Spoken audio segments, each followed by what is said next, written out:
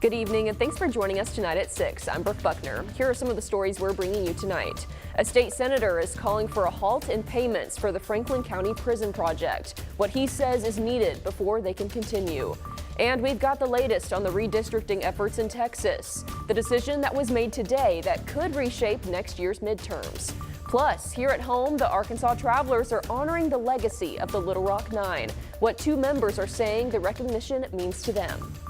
It's the first Saturday with meaningful football in a long time, but that doesn't mean we can't still talk about baseball. Carter Thweet is live for us tonight at Dickey-Stephens Park as the Travelers are honoring the Little Rock Nine. Carter, what should we expect to see tonight? Brooke, I got to be honest, it's a little bit hard to hear you out here because this crowd is absolutely fired up, and they should be, because even though the game hasn't actually started yet, it's already been a really cool night here at Dickey-Stephens. This is Little Rock 9 weekend. It's Little Rock 9 night here, and there's a lot of cool stuff going on. The team is wearing custom Little Rock 9 jerseys that are going to be auctioned off for the Little Rock 9 Foundation. There's also Central High students working the concession stands here with proceeds going directly to Central High. But the coolest thing, in my opinion, is that some of the surviving members of the Little Rock 9 are actually here tonight, and they were recognized before the game. Elizabeth Eckford, who lives here in Little Rock, and Minnie Jean Brown-Trickey, who came from Vancouver, Canada. I got to talk to them before the game, and they said it's awesome to get a reception like this in their home city. Having that kind of reception in Little Rock is unique to us, and it has special meaning to us. It's really a wonderful privilege to be honored at home. We're honored every place else in the world, so it's always very special to be honored here. I feel a little bit bad here because it's about to be the national anthem, so I'm going to send it back to you guys pretty quick, but I will say we're going to have much more from Eckford and Brown-Trickey tonight at 10. We're going to hear more from them, from the Travs organization, on what it means to have a night like this. So make sure you tune in tonight at 10. For now, though, at Dickey-Stephens Park, I'm Carter Thweet, THV 11 News.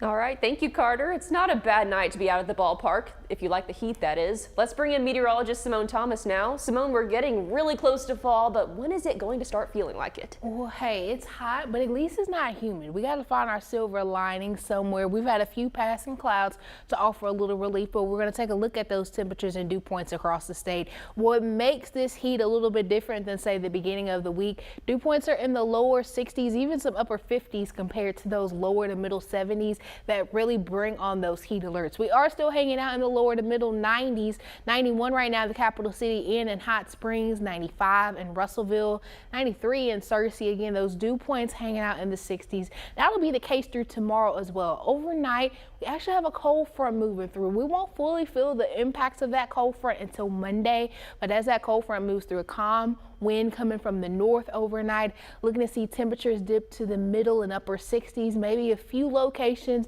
in just those lower 70s, but we'll talk about how long that cool down is looking to stick around, how soon it's coming, and that 7-day outlook.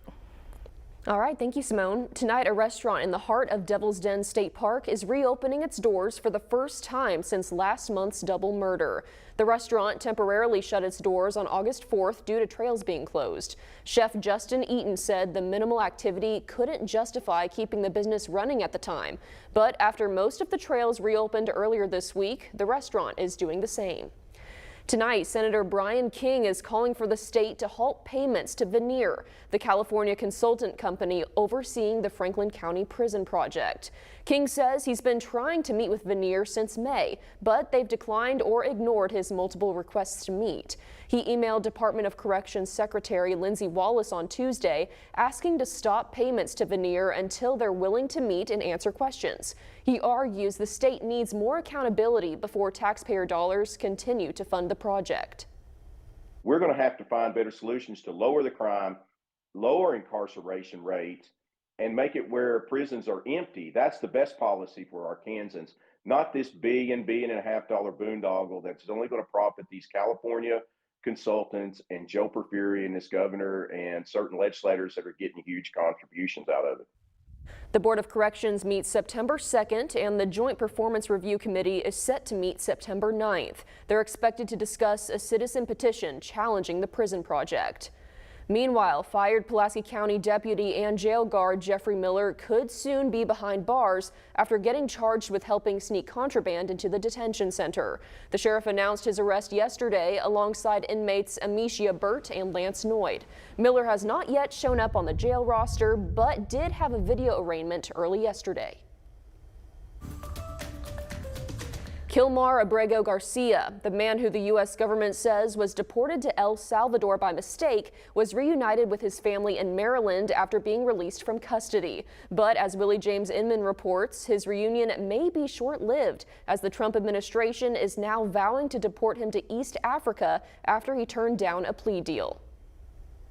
According to a court filing, the agreement would have sent Abrego Garcia to Costa Rica if he remained in jail and pled guilty to human smuggling charges. Abrego Garcia refused to stay locked up and was released Friday to await trial in Maryland with his family. A bittersweet reunion after being detained for 160 days. Estoy muy agradecido con toda la gente que me ha estado apoyando desde el día uno. I'm so grateful for everybody who has been supporting me since day one. Immigration officials mistakenly deported Abrego Garcia to his native El Salvador earlier this year. A judge ordered the government to facilitate his return, but the White House initially refused, alleging Abrego Garcia was a member of the notorious MS-13 gang. El Salvador handed over Abrego Garcia in June to face charges in the U.S. This was his full-time job, not a contractor. He was a smuggler of humans and children and women. Abrego Garcia's wrongful detention became a flashpoint in President Trump's argument against illegal immigration. And now the president is cracking down on crime in the nation's capital. On Friday, Defense Secretary Pete Hegseth ordered National Guard troops patrolling the district to start carrying firearms. Earlier this week, President Trump saluted D.C. police and Guard members for doing their part to make the district safer. We've had some incredible results. The results have come out, and it's like a different place. Critics note the Justice Department's own data shows violent crime in D.C. last year hit the lowest level in 3 decades. Willie James Inman, CBS News, Washington. And on Truth Social, the president is praising Texas Lieutenant Governor Dan Patrick after the GOP redistricting bill passed in the state Senate earlier today. The Republican-backed proposal passed in the House Wednesday and now heads to Governor Greg Abbott's desk. He's expected to sign it in the coming days, and once he does, Republicans will secure up to 5 additional U.S. House seats in the upcoming midterm elections. Texas Democrats have pledged to fight the maps in court, but in California, Democrats are looking to counter it by passing their own redistricting maps. California voters will vote on it in a special election in November. Staying in California, as Lyle Menendez's request for parole has been denied a day after his brother Eric received the same ruling. The brothers were convicted of killing their parents with a shotgun in their Beverly Hills home back in 1996, something they say they did in an act of self-defense. But the Los Angeles district attorney doesn't agree. He believes they're lying about the alleged abuse and have not taken full responsibility for their crimes. They've spent the last 30 years in prison and now must wait 3 more years until their next parole hearing. Well, the week ahead won't just be marked by cooler temperatures. It'll be marked by lower dew points as well. We're going to see dew points as low as the 50s at parts of the week. Full details on the week ahead are coming up in 6 minutes, so make sure you stick around.